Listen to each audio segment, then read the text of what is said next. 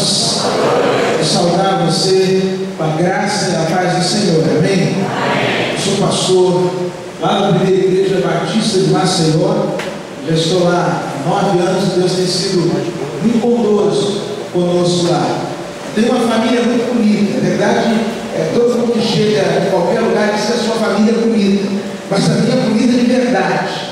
Eu tenho 3 filhos, 2 meninas que são milagres do Senhor. Milagres porque elas parecem comigo e são bonitas.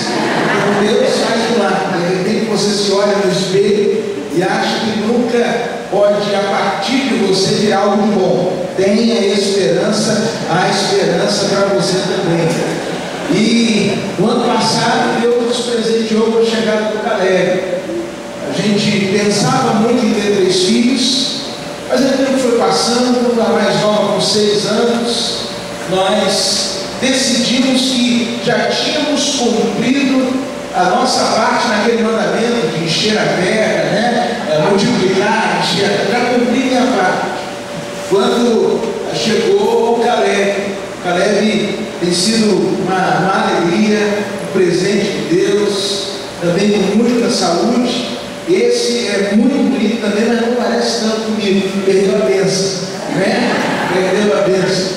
Mas a alegria está aqui com os irmãos nesse tempo que os irmãos estão celebrando o aniversário. Tanta coisa para a gente agradecer, tanta coisa para a gente dizer a Deus muito obrigado, agradecer a Deus pela existência da igreja, agradecer a Deus pelo aniversário do pastor e louvarmos a Deus por tudo isso. E quando falava com o pastor Roberto sobre a temática que os irmãos vão estar seguindo nesses dias e tem marcado a vida da igreja, fala sobre essa frase: viva para a glória de Deus. Eu quero nessas noites pensar um pouco com você sobre a importância de vivermos para a glória de Deus, sobre a importância de vivermos de tal forma que aquilo que viemos a fazer possa trazer glória ao nome do Senhor. E nessa noite eu quero começar respondendo uma pergunta muito simples: por que será que eu e você devemos viver para a glória de Deus? Por que será que você, que de repente veio aqui nessa noite convidado por alguém, você que veio celebrar conosco neste tempo, por que você deve viver para a glória de Deus? Porque Deus deve ocupar um lugar especial na sua vida. Quero encontrar algumas respostas para isso, e para tanto, se você tem uma Bíblia e trouxe, quero te convidar a abrir a sua Bíblia comigo no Evangelho de Mateus, capítulo 14. Quero ler a partir do verso 22. Evangelho de Mateus, capítulo 14, a partir do verso de número 22. O texto sagrado assim vai nos dizer. Evangelho de Mateus, capítulo 14, a partir do verso 22. Logo em seguida ele obrigou os seus discípulos a entrarem no barco e ir na frente dele para o outro lado, enquanto ele mandava as multidões para casa. E tendo-as mandado para casa, subiu ao monte para orar em particular. Ao anoitecer, ele estava ali sozinho. Enquanto isso, o barco já estava bem longe da terra e era sacudido pelas ondas, pois o vento era contrário. Já à alta madrugada, Jesus foi até eles andando sobre o mar. Mas ao vê-lo andando sobre o mar, os discípulos assustados-se e disseram: é um fantasma, e gritaram de medo. Jesus, porém, falou-lhes imediatamente: tende coragem, sou eu, não temais. Pedro lhe respondeu: Senhor, se és tu, manda-me ir sobre as águas até onde estás. Ele disse: vem.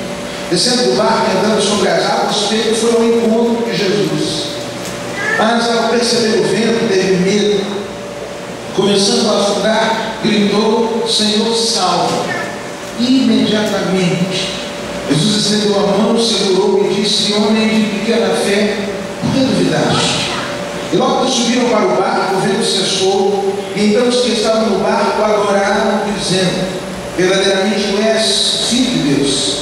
E tendo feito a travessia, chegaram à terra em Genezaré. Vamos falar com Deus mais uma vez? Obrigado, Senhor, pela tua palavra. Fala conosco e ministra os nossos corações nessa noite, pois precisamos te ouvir. Em nome de Jesus. Amém. Esse é um texto que sempre ocupou um lugar central nas minhas reflexões sobre a vida e ministério do Senhor Jesus. Jesus vivia um dia difícil, bem difícil. Algumas coisas que não estavam no script acabaram ocorrendo. Ele foi a Nazaré, sua cidade natal, local onde ele havia sido criado, e ali, ao invés de ser acolhido pelo povo da cidade, ele experimenta a rejeição. Você já foi rejeitado alguma vez? Você sabe como rejeição machuca e fere o coração da gente. Mais à frente a gente vai perceber que ele recebe então a notícia que o seu primo João Batista havia morrido. Isso tem uma coisa que mexe com a gente, é a experiência da morte na família. Jesus então resolve ir para um retiro com os discípulos. Pega a turma e diz assim: olha, nós vamos para algum lugar para descansar. Só que as férias de Cristo foram frustradas, porque a multidão foi atrás dele. Já teve alguma vez férias frustradas? Sabe aquele dia, querida irmã, que você falou assim: hoje esse fogão, ele não vai ser aberto nem com decreto. Você olha para o fogão, estende a mão e diz assim: eu até contigo não abre. Ele não abre, né? E aí, 5 horas da manhã, o telefone toca. E você ficou da cama para atender, engano. Toca 6, mas agora não é mais engano. É aquele seu familiar do interior, que o pessoal da igreja dele vai vir fazer um concurso aqui no Rio.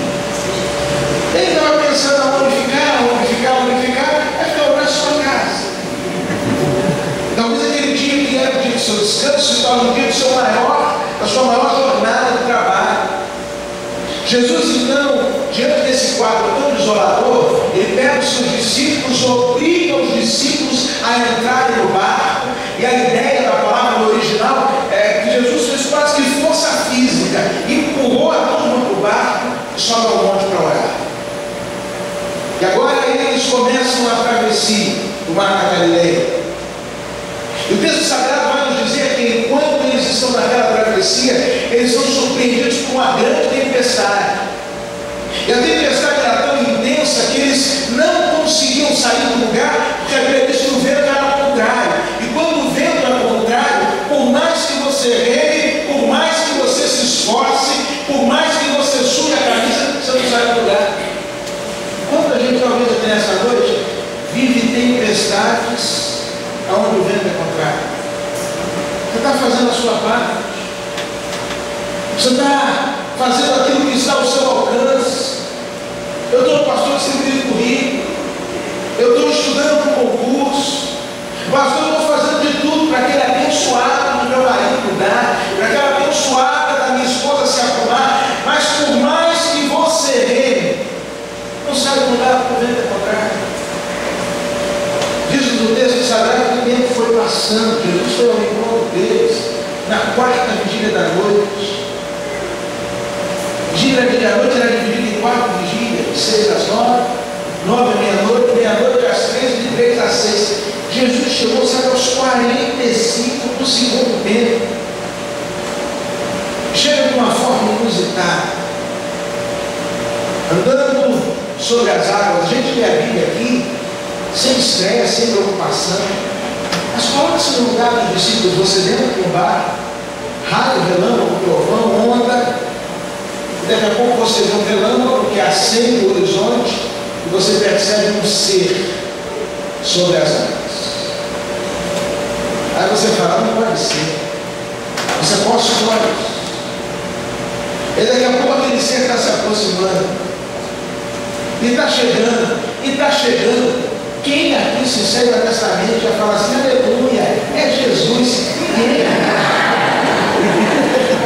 Eles olharam e disseram assim: é um fantasma. E aí eu quero abrir parênteses para dizer que xilique de homem é pior que xilique de mulher. Homem em pânico é muito pior. Só se o cara for treinar. Se o cara não fez o cursinho, o cara entrega os pontos. Aí os discípulos veem aquela cena. Fantasma se aproximando. Eles começam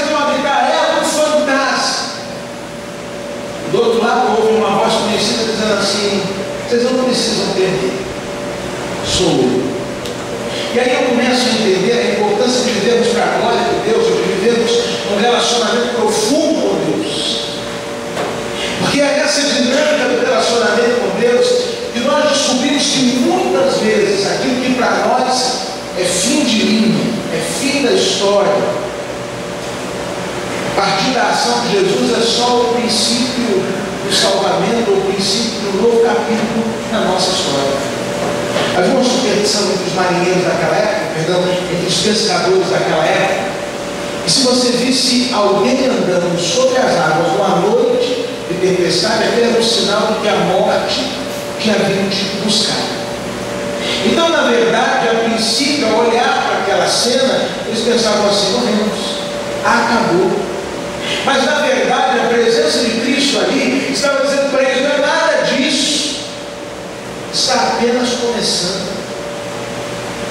Quantas situações na nossa vida, irmãos, coisas precisam acabar para que outras tantas possam surgir. Me lembro de Jesus nas bodas de Caná, festa acontecendo, e o texto sagrado vai nos dizer que em um determinado momento da festa acaba o vinho, e agora a festa estava sendo movida a água. Já foi em festa movida a água? Coxinha com água da pessoa? É desanimador, nada pessoal, se você gosta, é desanimador. Acaba, só tem água na festa. Começam provavelmente as acusações. Talvez o noivo dizendo assim: olha, foi seu pai que comprou direito. Talvez o pai dizendo: eu comprei certinho, mas são os penetras, amigos desse seu noivo, que aí já começa o crime. O Senhor Jesus, a partir do final do bom vinho, Ele manifesta a sua glória, e então surge o vinho melhor. Por vezes, amados irmãos, é preciso que algumas coisas acabem, é preciso que algumas coisas cheguem no ponto final, para que a partir da ação e da atuação de Cristo, a sua glória, o seu melhor, se manifeste na nossa história. Para os discípulos, aquele momento era o fim. Para os discípulos significava a morte. Posso me lembrar da história do carcereiro de Filipos. Prendem Paulo e Silas. Meia-noite está lá Paulo e Silas cantando, orando e louvando a Deus. Daqui a pouco um terremoto. O carcereiro acorda. O carcereiro queria estar acordado, mas estava dormindo, né? Como dizem por aí, não era vigilante, era dormilante. O carcereiro dormindo acorda, vê as portas todas abertas, pega uma espada e fala assim: vou me matar. E ouve lá de dentro para a voz dizer: olha, não faças nenhum mal, estamos todos aqui. Aquilo que para aquele homem significava o fim da sua carreira, o fim de sua reputação, o fim da sua vida, por conta da manifestação da glória de Deus naquele lugar, foi na verdade o princípio de uma nova vida, uma vida que começa aqui na terra e se conclui no céu. Eu quero convidar você para viver para a glória de Deus, fazendo da sua vida uma oferta ao Senhor, porque somente o Senhor consegue transformar aquilo que aos nossos olhos é o fim no novo começo. Aquilo que aos nossos olhos é sinal de derrota, sinal de fracasso, aquilo que aos nossos olhos pode falar forte ao nosso coração, como atestado da nossa incompetência. Você consegue imaginar o sentimento de incompetência e de impotência daqueles homens? Alguns daqueles homens eram pescadores, conheciam o mar. Você pode imaginar não só o senso de incompetência e de impotência, mas também a crise de fé que eles estavam vivendo. A gente veio por esse papo que a gente quis, e já para que Jesus mandou. E agora olha a situação que a gente está. No meio das nossas crises, dos nossos questionamentos, das perguntas sem resposta, a presença de Cristo transforma aquilo que era fim no novo começo. Jesus então fala: vocês não precisam temer, sou eu. esse ano, irmãos. Pedro era aquele cara falador. E aí Pedro diz assim: Senhor, se é o Senhor mesmo, manda-me aí. Jesus falou: vem. E algumas coisas fantásticas a gente aprende com isso. A gente aprende, por exemplo, que as ondas não tinham ainda se aquietado. A gente aprende então que a palavra de Cristo ela nos dá poder para caminhar mesmo quando o mar está agitado. O mundo está caindo, mas debaixo da palavra do Senhor a gente pode avançar. Pedro então vai caminhando na direção de Jesus. Pedro ensina para a gente que nas tempestades da vida, o lugar mais seguro para se estar não é dentro do barco, mas é perto do Senhor. Tem tanta gente hoje que quer ficar agarradinha no seu barco, agarradinha na sua zona de conforto. Eu não posso abrir mão desse negócio. O melhor lugar para se estar não é dentro do barco, mas é perto do Senhor. Mas é uma hora que o Pedro tira o olhar de Jesus e começa a afundar. Pedro faz uma oração rápida. Até porque se ele fosse orar o Pai Nosso, ele morria afogado. Já pensou que Pai Nosso que está no céu, se eu tive grupo, acabou. Não dá para fazer aquela oração. Estamos aqui de alma, genuflexo, não dá.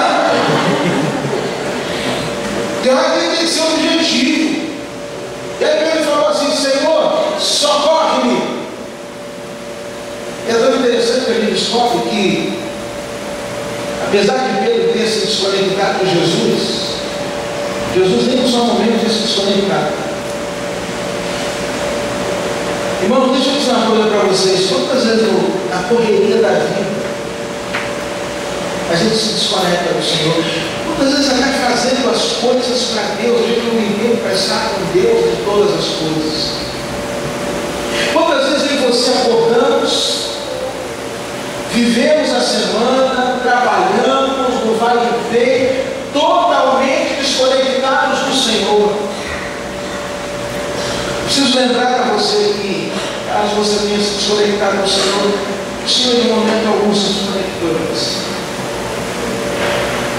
Pedro clama ao Senhor e imediatamente o Senhor o restaura. Eu fico às vezes pensando, irmão, Pedro sabia nadar.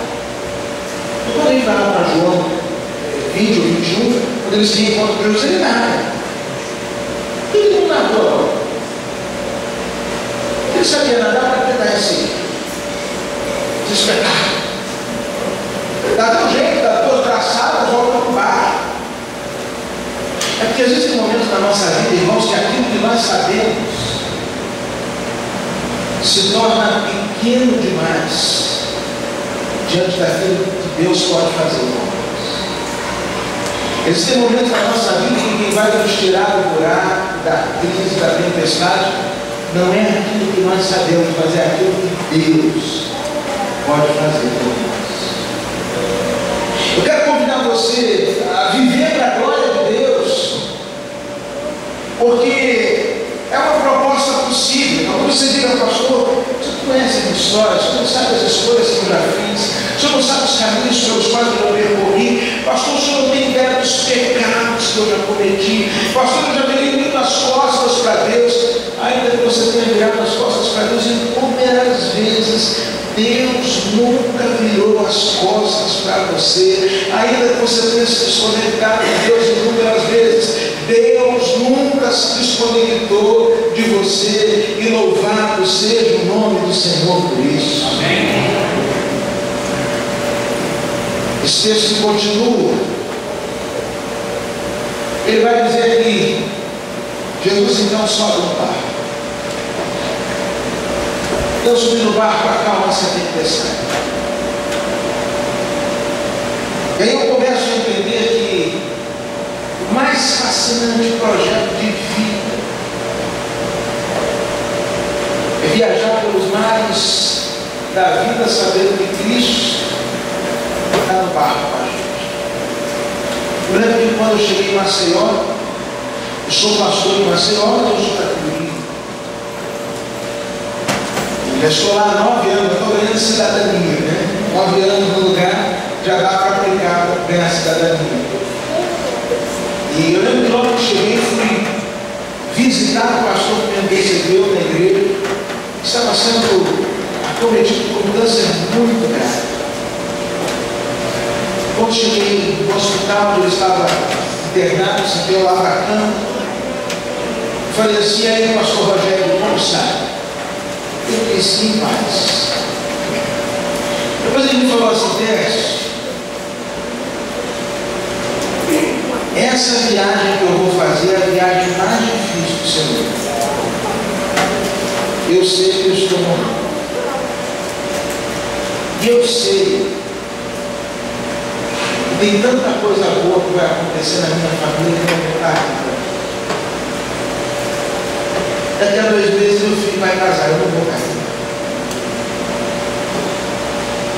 Eu não vou ver meus netos.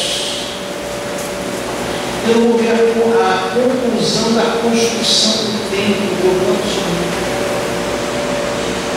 Eu não vou envelhecer com sonho. Eu não vou desfrutar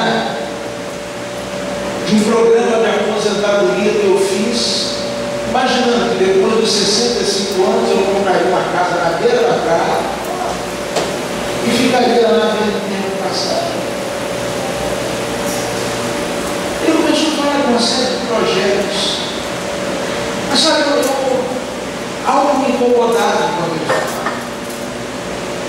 Eu não percebia na voz dele lamento, percebia na voz dele amargura, revolta. Aí eu aguentei, eu falei assim: pastor, mesmo com isso que o senhor está falando, parece que o senhor está em muita paz. Ele falou: eu estou em muita paz. Ele falou: sabe por que eu tenho muita paz?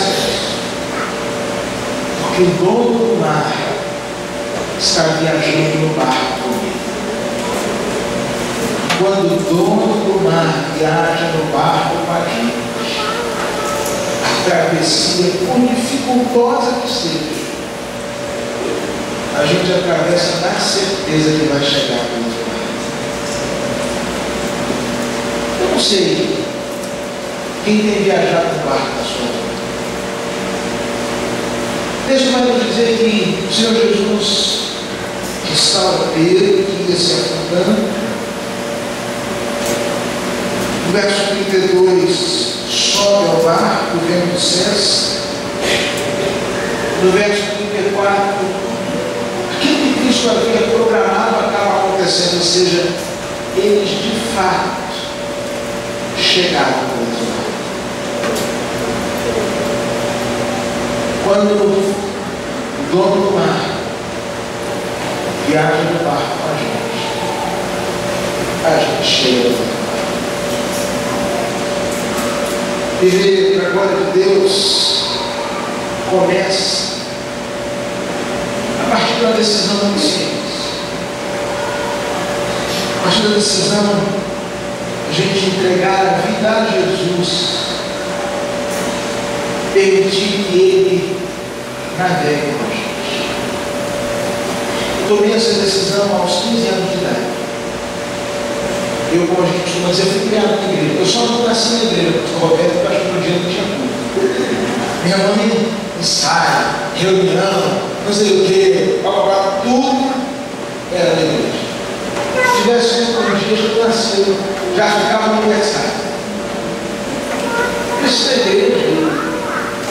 Passei por todas aquelas organizações, Joias de Cristo, Filhos de Missões, embaixador, meu adolescente, tudo que nós tínhamos, eu passei por tudo isso. Eu não preciso dizer para vocês que apesar de ter passado por tudo isso, eu não tinha tido um encontro com Jesus, eu era religioso. Gostava da igreja, o ambiente é bom, tinha boas amizades, uma menina linda lá na igreja. Pelos olhos da feira, você olhava para os caras feios, igual amigos, e dizia assim: não, o senhor vai transformar essa feira, dá até para namorar. Acho que plantava para comer. Então aquilo era muito bom. Mas eu preciso confessar a vocês que durante todo aquele tempo, durante aqueles meus primeiros 15 anos de vida, ou início da minha adolescência, eu não tinha ainda convidado o dono do mar para viajar no barco. Eu era envolvido, eu tocava, eu cantava, eu participava de um grupo de teatro na igreja, mas estava perdido. E um dia, numa sexta-feira da Paixão, a igreja realizava uma série de conferências muito semelhantes a essa. O pregador, o pastor Francisco Mecenas. E o tema da mensagem dele naquela noite foi, na experiência do julgamento de Jesus, aquela série de perguntas de Pilatos: que farei de Jesus chamado Cristo? Ele disse: você pode fazer várias coisas com Cristo. Você pode ignorar Cristo. Você pode dizer não a Cristo, ou você pode hoje dizer sim a Cristo. Naquela noite eu entendi que eu precisava disso. Eu abri meu coração, convidei Jesus para entrar. Eu queria muito poder dizer para você que desde aquele dia eu nunca mais fiquei, falhei, sou um camarada perfeito, já há 23 anos, só vitória, só goleada. Mas eu estaria mentindo para vocês. Não foram poucas as vezes nesses 23 anos que eu falhei com Jesus.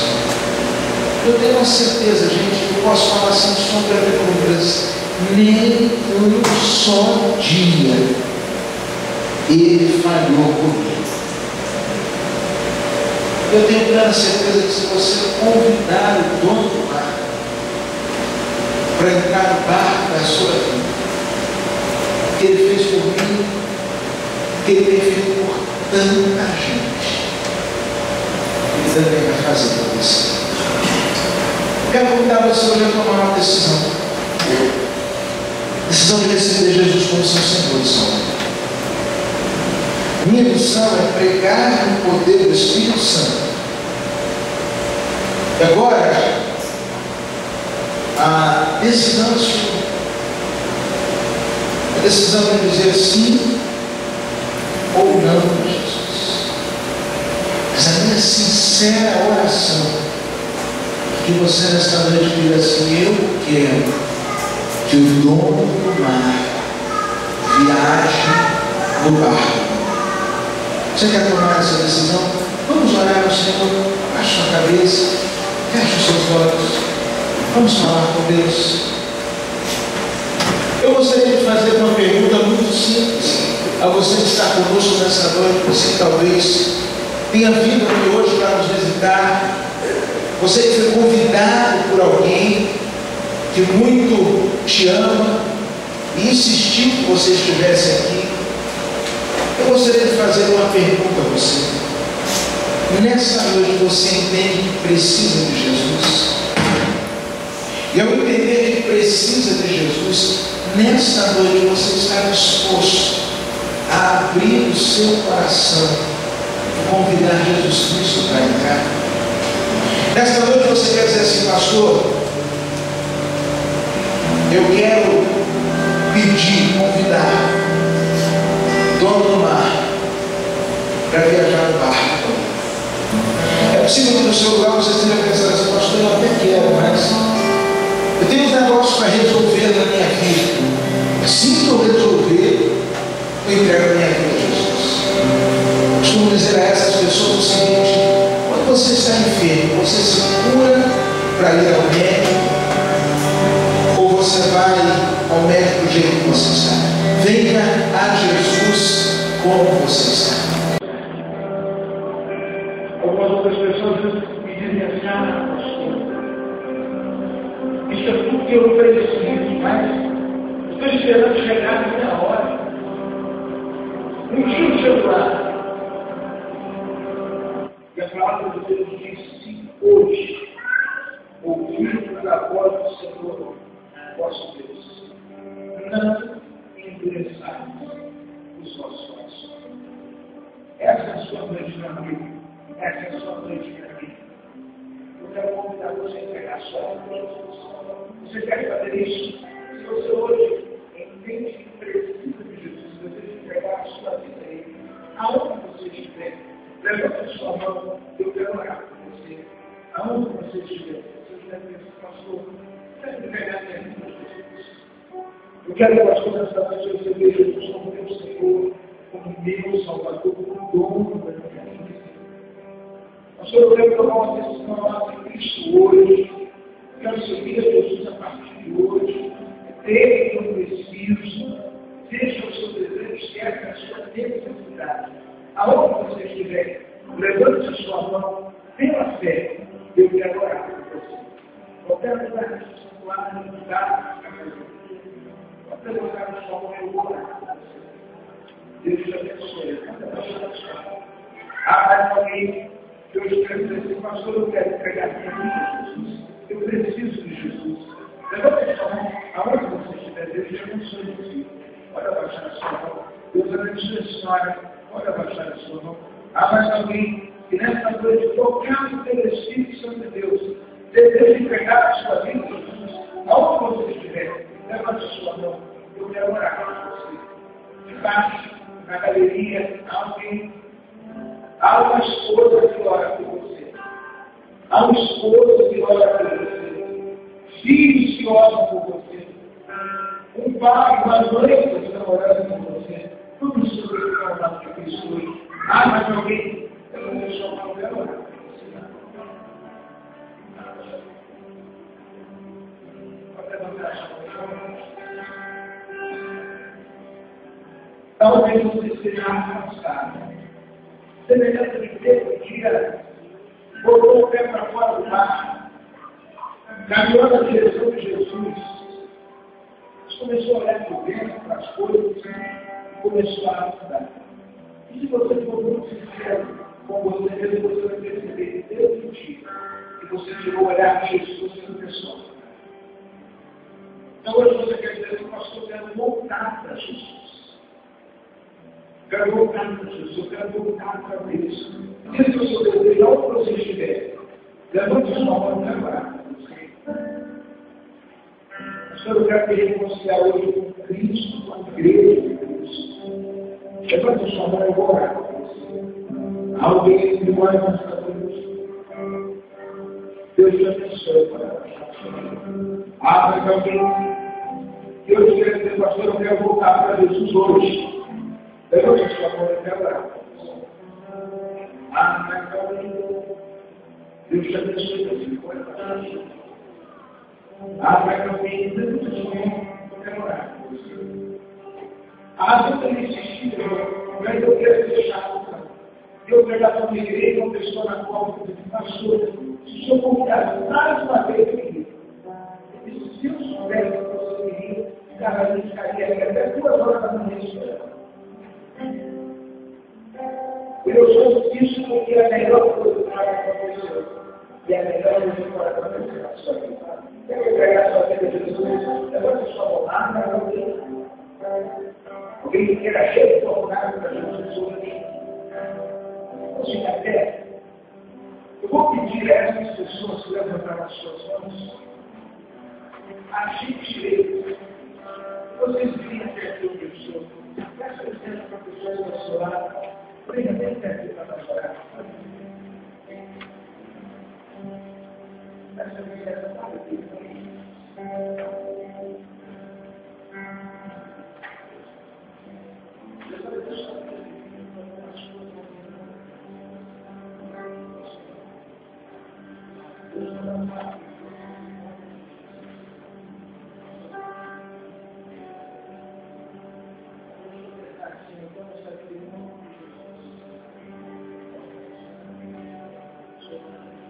Deus abençoe por ti.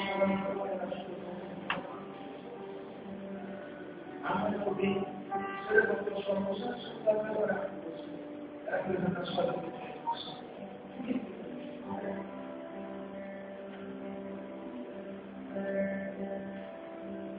Queria contar que eu sou moderno. E vai estar orando pela vida de Jesus. Também.